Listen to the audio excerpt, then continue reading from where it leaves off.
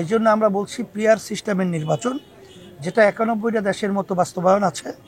সেই PR system নির্বাচনে প্রতিটা ভোটারের মূল্যায়ন হবে এবং সেখানে সব দলই সংসদে যাওয়ার মতো পরিবেশ থাকবে।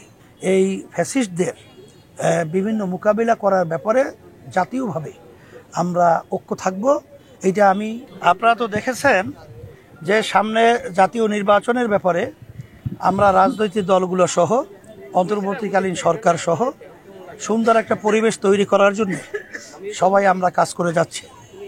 এখানে মূল ব্যাপারটা হলো 15.5 বছর যে ফ্যাসিস্ট সরকার দেশ পরিচালনা করেছিল, তাদের পরিচালনায় আমরা লক্ষ্য করেছি সর্বত্র দলীয়করণ এবং বিশেষ করে ব্যক্তি স্বার্থকে অগ্রাধিকার দিয়েই তারা কিন্তু বিভিন্ন জায়গায় লোক সেটিং করেছে। সেই জায়গাগুলো যতক্ষণ পর্যন্ত স্বচ্ছ না হবে ততক্ষণ পর্যন্ত দেশে সুন্দর একটা পরিবেশ নির্বাচনের তৈরি হওয়ার প্রশ্নই আসে না। এই জন্য আমরা বলছি যেগুলা জরুরি গুরুত্বপূর্ণ সংস্কার রয়েছে সেগুলা করার পরই জাতীয় নির্বাচনে পরিবেশ তৈরি করা।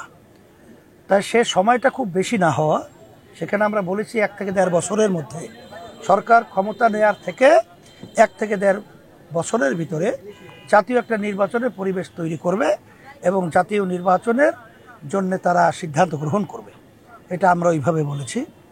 কিন্তু এখানে মূল ব্যাপার হলো 53 বছরে যে নির্বাচনী যে পদ্ধতিটা ছিল, এই পদ্ধতিতে যদি আবারও নির্বাচন হয় তাই সেখানে আবার কিন্তু দেশের ভিতরে সুন্দর পরিবেশ তৈরি হওয়ার মতো নতুন কিছু আমরা দেখছি না।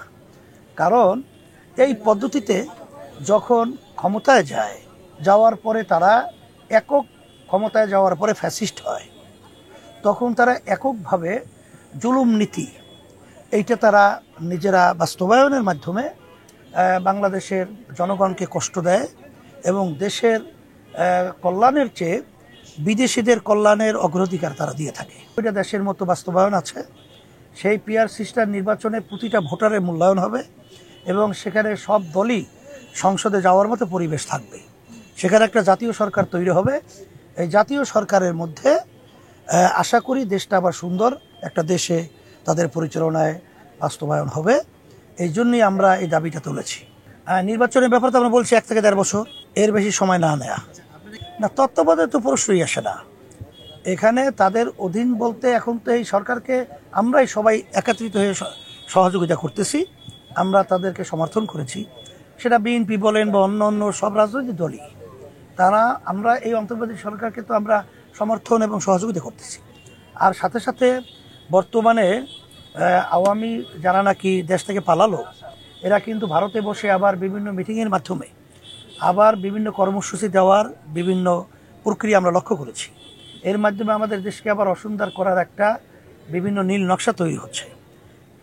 সেই হিসেবে আমরা দেশপ্রেমিক এবং যারা নাকি রাজনৈতিক দল দেশপ্রেমিক রয়েছেন তারা সবাই আমরা ঐক্যবদ্ধভাবে এই ফ্যাসিস্টদের বিভিন্ন মোকাবিলা করার ব্যাপারে জাতীয়ভাবে আমরা ঐক্য থাকব। এইটা আমি সকলকে উদাত্ত আহ্বান জানাচ্ছি। এ ব্যাপারে যেন আমাদের কোনো ঘাটতি না হয়।